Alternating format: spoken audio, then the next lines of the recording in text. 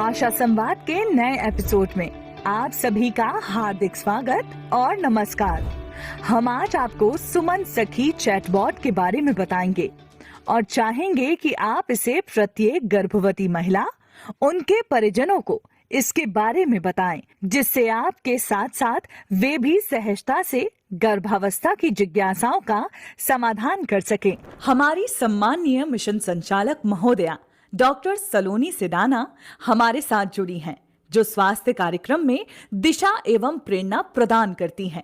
आशा संवाद कार्यक्रम में फिर से हमारे प्रदेश की सभी आशा कार्यकर्ता, आशा सहयोगी का स्वागत है। आज कितने सौभाग्य की बात है कि आज के इस एपिसोड में जब मैं आपकी मिशन डायरेक्टर आपको दिवाली की शुभकामनाएं देने के लिए आपके साथ जुड़ी हूँ। मेरे साथ आपकी ही काडर से आशाएं हमारे साथ उपस्थित है। हमारे साथ पूजा है, हमारे साथ कविता है, हमारे साथ श्यामली है, शकुन है, और आज ही सब मुझसे मिलने आए थे और आज ही आपका एपिसोड भी शूट हो रहा है। तो सबसे पहले मैं इन सब के साथ में हमारे प्रदेश की सभी आशा बहनों को, आशा कार्यकर्ताओं को और आशा सहयोगी को दीपावली की बहुत शुभकामनाएं देती हूँ। और साथ ही मैं जब आज इन सब से डिस्कस कर रही थी तो मुझे ये भी पता चला कि इस प्रोग्राम के लिए आप लोग कितने उत्साहित रहते हैं। आप जो प्रश्न पूछ रहे हैं उससे ये बिल्कुल स्पष्ट हो रहा है कि इस प्रोग्राम की ज़रिए आप जो भी कार्य हैं उनकी तकनीकी मापदंडों को जानने के लिए कितना उत्सुक है। मुझे बहुत अच्छा फीडबैक मिला है। आप सबसे बात करके हमको अच्छा लगता है, हमारे सारे प्रोग्राम ऑफिसर्स को अच्छा लगता है। और आज जो हमारे साथ आपके ही काडर से यहाँ पे जो उपस्थित है, मैं चाहती हूँ वो भी आप सबको दिवाली की शुभकामनाएं दें। और जॉइंट डायरेक्टर भी हैं, तो आप भी शुभकामनाएं दीजिए। सबसे पहले तो मैडम को नमस्ते। मैडम ने मध्य प्रदेश में पहली बार आशा संवाद का कार्यक्रम हो रहा पूरे देश में, और हम सब लोग बहनें बहुत उत्साहित रहते हैं। साथ ही हमारे अधिकारी वर्ग जो हम आशा बहनों से संवाद के कार्यक्रम से जुड़े हुए हैं, और आज हम लोगों को ऐसा सौभाग्य प्राप्त हुआ है एमडी मैडम के साथ, डीडी सर के साथ, हमारी आशा बहनों के साथ हम सभी दीपावली में एक साथ उत्साहित होकर त्यौहार मनाएंगे। और बस इन्हीं सब उम्मीदों के साथ हम हमेशा एक दूसरे से जुड़े रहेंगे। मध्य प्रदेश की तमाम आशा प्रवेशक बहनों को आज दीपावली के लिए ढेर सारी शुभकामनाएं। आज हम एमडी मैम से और जेडी सर से मुलाकात के लिए आए थे आशा भुगतान के लिए, परंतु आज ये कार्यक्रम एपिसोड रिकॉर्ड हो रहा था तो मैडम के साथ हमें यहाँ बात करने का सौभाग्य प्राप्त हुआ है। और ये जो आशा संवाद का कार्यक्रम स्टार्ट हुआ, इसमें बहुत सारी ग्रामीण और शहरी आशाओं को बहुत सारी नई चीज़ें सीखने मिल रही है, उनकी बहुत सारी खामियां दूर हो रही है। हम इससे कार्यक्रम को देखने और सुनने के लिए अति उत्साहित रहते हैं। और भुगतान को लेकर सभी को शुभकामनाएं दी है मैम ने, बहुत जल्दी भुगतान भी आएगा। तो आप सबको दीपावली की पुनः शुभकामनाएं। आज का जो एपिसोड है वो सुमन सखी चैटबॉट, जो कि एक बहुत इम्पॉर्टेंट चैटबॉट है जिसको आपको नहीं यूज़ करना है। ये चैटबॉट आपको प्रसारित करना है और गर्भवती महिलाओं को बोलना है कि वो इसको यूज़ करें, और इससे उनको अपने गर्भावस्था के संबंध में जो भी जानकारियां चाहिए वो गर्भवती महिला अपने मोबाइल के ज़रिए प्राप्त कर सकती है। इसी के बारे में और भी बताया जाएगा। तो ये सुमन सखी चैटबॉट, और बहुत बताते हुए मुझे हर्ष है कि इसका शुभारंभ माननीय प्रधानमंत्री जी ने स्वयं मध्य प्रदेश के धार जिले से, जब स्वस्थ नारी सशक्त परिवार अभियान का शुभारंभ हुआ था तब किया था। तो मैं सभी आशा दीदियों से ये अपेक्षा करती हूँ कि आपके पास जो भी गर्भवती महिला आ रही है उसको बोले कि अगर उसको अपने गर्भावस्था की और जानकारी प्राप्त करनी है तो सुमन सखी चैटबॉट, जिसका QR कोड और फ़ोन नंबर आपको इसके बाद लिंक में बताया जाएगा, आपको उनको बस प्रसारित करना है। बहुत सारी बातें होती हैं जो एक गर्भवती महिला नहीं पूछ पाती है बहुत खुल के। उसको कैसा दवाई लेना है, कैसा आहार लेना है, आपसे पूछती हैं, बट आप भी कई बार अपने कार्यों में व्यस्त होते हैं तो आप तक नहीं आ पाती हैं, या फिर कभी कभी वो आप तक आती हैं लेकिन आपको कोई और काम दिया है, या वो परिवार में ही पूछ लेती हैं या नहीं भी पूछ पाती हैं। तो ये सुमन जो है वो उनकी सखी है, जिससे वो मोबाइल के ज़रिए अपने प्रश्न, चाहे वो गर्भावस्था में कैसा आहार लेना है, कैसी दवाई लेनी है, उनकी क्या पात्रता है, उनका नज़दीकी अस्पताल केंद्र कौन सा है, उनकी आशा कौन है, ANM कौन है, CHO कौन है, आंगनवाड़ी कार्यकर्ता कौन है, आंगनवाड़ी में उनको आहार THR कैसा मिलेगा, ये सारी जानकारी एक मोबाइल के WhatsApp के नंबर के माध्यम से कोई डिफरेंट ऐप नहीं डाउनलोड करनी। तो मैं चाहती हूँ कि इसका प्रचार प्रसार आप सभी गर्भवती महिलाओं के बीच में करें। पुनः आप सबको दीपावली की बहुत बहुत शुभकामनाएं। धन्यवाद सम्माननीय महोदया। अपेक्षा है कि सुमन सखी चैटबॉट गर्भवती महिलाओं के लिए भी सखी की तरह से कार्य करेंगी और वे इसकी जानकारी का लाभ प्राप्त कर सकेंगी। राष्ट्रीय स्वास्थ्य मिशन और MPSCDC ने मिलकर गर्भवती महिलाओं, प्रसूताओं और नवजात शिशु की देखभाल के लिए एक व्हाट्सएप चैटबॉट तैयार किया है। इस चैटबॉट का नाम है सुमन सखी चैटबॉट। इस चैटबॉट के माध्यम से गर्भवती महिलाएं और प्रसूताएं उनके स्वास्थ्य की देखभाल और नवजात शिशु की देखभाल से संबंधित समस्त जानकारी उनके व्हाट्सएप मोबाइल नंबर पर ही निःशुल्क रूप से प्राप्त कर सकती हैं। इस चैटबॉट का नंबर है 9770905942। इस नंबर के माध्यम से 9 विभिन्न तरह की जानकारियाँ गर्भवती महिलाएं अपने चैटबॉट पर प्राप्त कर सकती हैं। इसके लिए हम वापस से मैं नंबर आपको बताता हूँ 9770905942 पर हम हाई टाइप करेंगे। जैसे ही हम हाई टाइप करेंगे हमारे सामने एक स्क्रीन प्रदर्शित होगी, उस पर हमारा स्वागत का एक मैसेज होगा। स्वागत के मैसेज के साथ एक मुख्य मेन्यू की टैब होगी। इस मुख्य मेन्यू की टैब पर क्लिक करते ही हमने पास 9 विभिन्न तरह के ऑप्शन आएंगे, जैसे गर्भावस्था एवं जांच, गर्भावस्था खतरे के संकेत, गर्भवती महिला का पंजीकरण, प्रसव और उससे संबंधित तैयारी, संतुलित खान पान और पोषण, नवजात शिशु की देखभाल, स्वास्थ्य केंद्र की जानकारी, शासकीय योजनाओं की जानकारी और हेल्पलाइन नंबर। और हम उस पर आगे बढ़ेंगे। गर्भावस्था एवं जांच के संबंधित मेन्यू पर क्लिक करते ही हमें पुनः एक सब मेन्यू की लिस्ट आएगी, जिस पर लिखा होगा गर्भावस्था की तिमाहियाँ, गर्भावस्था में जांच, नियमित जांच के लाभ, गर्भावस्था में अगर जरूरी टेस्ट क्या होते हैं उसकी जानकारी, अगर कोई जांच छूट जाती है तो क्या करना चाहिए, टीडी का टीका कब लगाया जाना चाहिए, आयरन कैल्शियम फॉलिक एसिड की गोली का सेवन कब किया जाना चाहिए, खून की कमी एनीमिया क्या होता है, अल्ट्रासाउंड सोनोग्राफी से संबंधित जानकारियाँ भी हमें चैटबॉट के माध्यम से प्राप्त हो सकती हैं। और शासकीय योजनाओं की जानकारी के विषय में भी इस पर जानकारी उपलब्ध है। जैसे हम शासकीय योजनाओं की जानकारी पर क्लिक करते हैं तो हमारा जननी सुरक्षा योजना और प्रसूति सहायता योजना के संबंध में जानकारी प्राप्त होती है। यदि कोई महिला जननी सुरक्षा योजना और प्रसूति सहायता योजना की पात्रता के संबंध में, शर्तों के संबंध में जानकारी जानना चाहती हैं तो वो नंबर 1 और 2 नंबर जो भी योजना उस पर क्लिक करके वो जानकारी प्राप्त कर सकते हैं। यदि कोई गर्भवती महिला यह देखना चाहती है कि वो इन शासकीय योजनाओं की पात्रता रखती है या नहीं रखती, तो इन पात्रता की शर्तों को जानने के लिए उसके पास, मध्य प्रदेश की बहन के पास समग्र आईडी होना जरूरी है। समग्र आईडी व्हाट्सएप पर चैटबॉट जो सुमन सखी चैटबॉट पे उस पर डालते ही उसकी इन योजनाओं में पात्रता की सही जानकारी प्राप्त हो जाएगी। और साथ ही यदि उसकी पात्रता वो पूर्ण करती है तो वर्तमान में उसका भुगतान का क्या स्टेटस है, उसको राशि प्राप्त हो गई है या नहीं हुई है या कब तक प्राप्त होगी, इसकी जानकारी सुमन सखी चैटबॉट के माध्यम से उसके व्हाट्सएप पे ही उपलब्ध हो जाएगी। जैसे मान लीजिए अभी हम एक देखते हैं पात्रता पेमेंट का स्टेटस जानना है, तो विकल्प का चुनते हैं हम पात्रता पेमेंट का स्टेटस। इस पर हम आगे बढ़ते हैं और हम यहाँ पर एक समग्र आईडी के लिए हमसे पूछता है कि महिला की समग्र आईडी प्रदान करें। हम यहाँ पर एक समग्र आईडी दे देते हैं। समग्र आईडी देते ही उस समग्र आईडी से संबंधित हितग्राही के नाम का विवरण हमारा सुमन सखी चैटबॉट प्रदर्शित करता है। हितग्राही का नाम क्या है, हितग्राही के पति का नाम क्या है, EKYC स्टेटस क्या है और DBT स्टेटस क्या है, यह देखते हैं। और अगर यह जानकारी सही है तो आगे बढ़ सकते हैं। जानकारी सही और आगे बढ़े बटन पर क्लिक करते ही हमें पेमेंट का स्टेटस जानने के लिए 2 विकल्प आते हैं कि आप जननी सुरक्षा योजना का पेमेंट जानना चाहते हैं या प्रसूति सहायता योजना का पेमेंट स्टेटस जानना चाहते हैं। मान लीजिए हम जननी सुरक्षा योजना का पेमेंट का स्टेटस जानना चाहते हैं, तो हम मेन्यू को सिलेक्ट करते हैं जननी सुरक्षा योजना का और फिर हम क्लिक करके आगे बढ़ते हैं।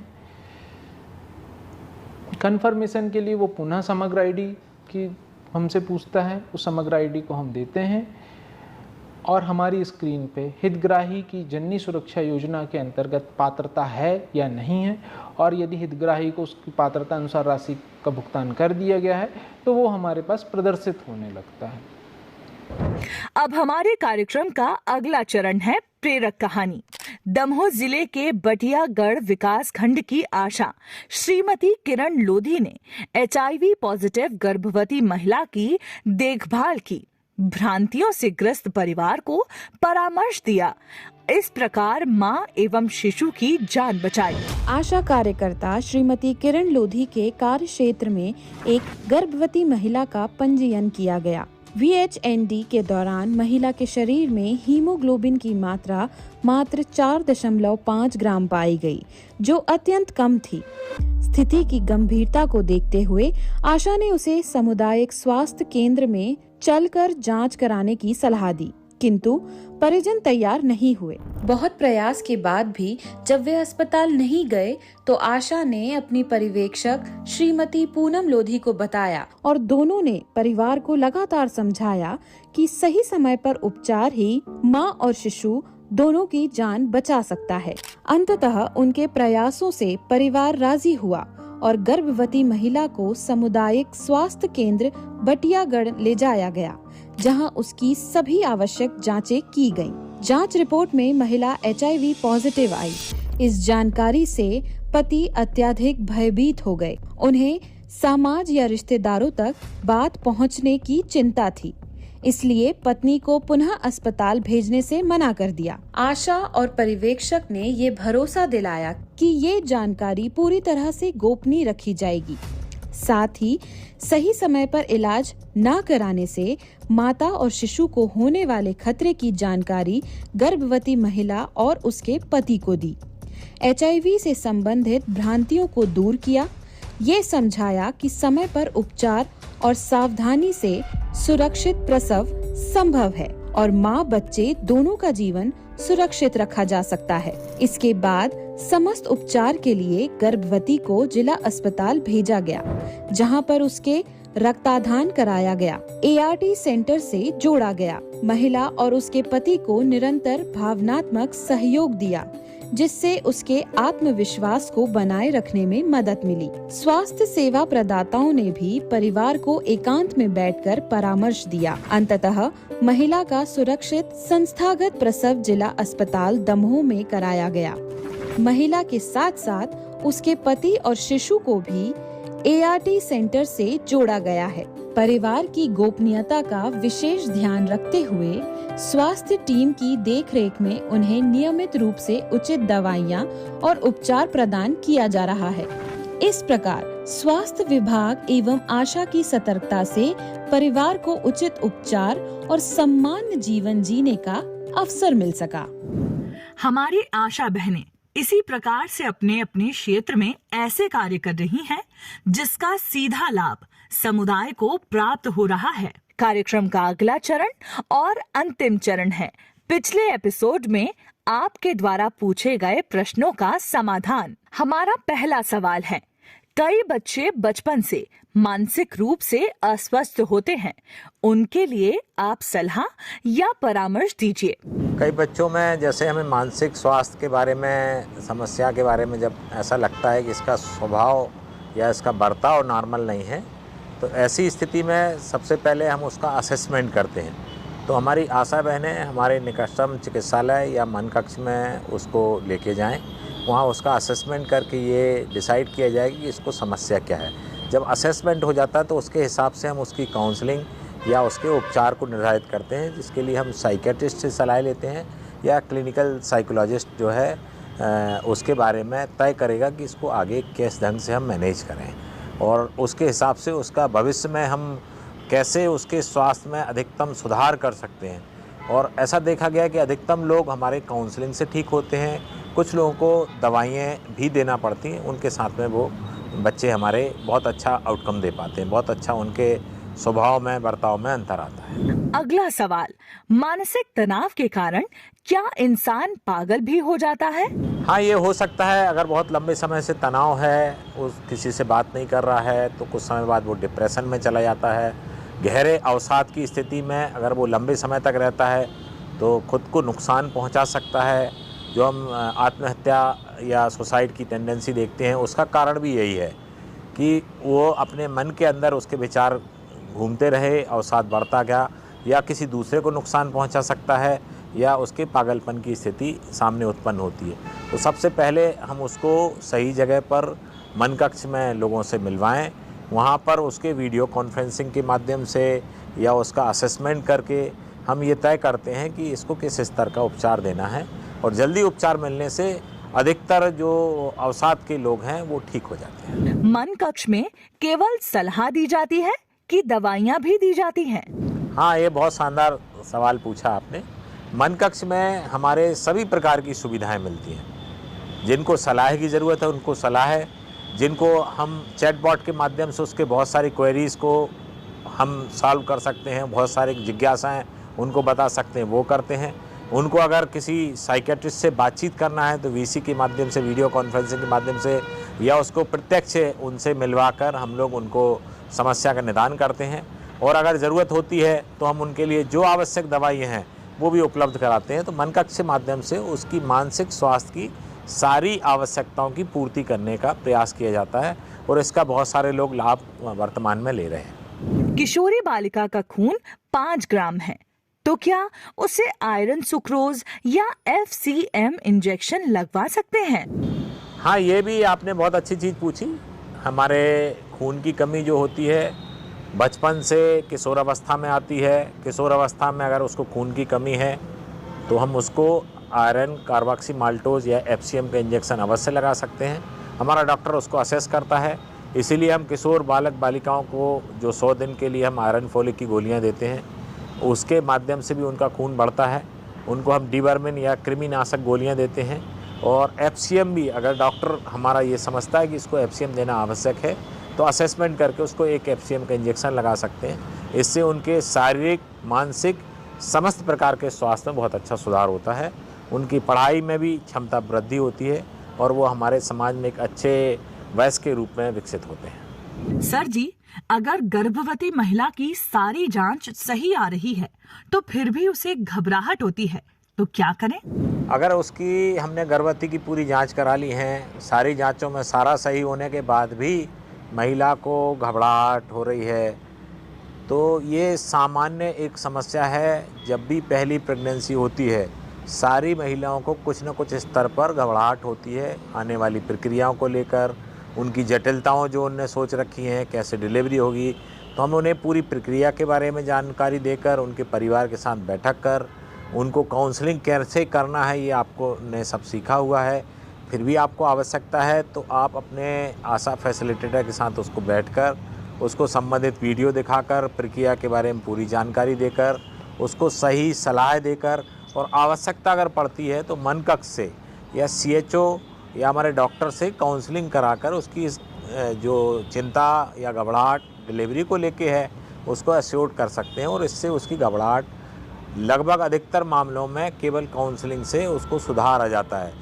उसको प्रक्रिया के बारे में जितनी ज़्यादा हम जानकारियाँ देते हैं, जितना हम उसके सपोर्टिव ट्रीटमेंट और आगे भविष्य में होने वाली घटनाओं के बारे में जानकारी देते हैं, तब उसकी घबराहट को काफ़ी हद तक हम कम कर लेते हैं। उसको हम कैसे कहाँ लेके जाएंगे, कैसे डिलीवरी होगी, अगर जटिलता होगी तब हम इस स्थिति में क्या करेंगे, हमारे पास कौन कौन सी सुविधाएं उपलब्ध हैं, हम कहाँ उसको अगर ऑपरेशन कराना है तो कहाँ ऑपरेशन होगा, कैसे होगा, अगर रक्त की आवश्यकता हुई तो क्या मिलेगा, ऐसी सारी डिटेल इन्फॉर्मेशन देते हैं।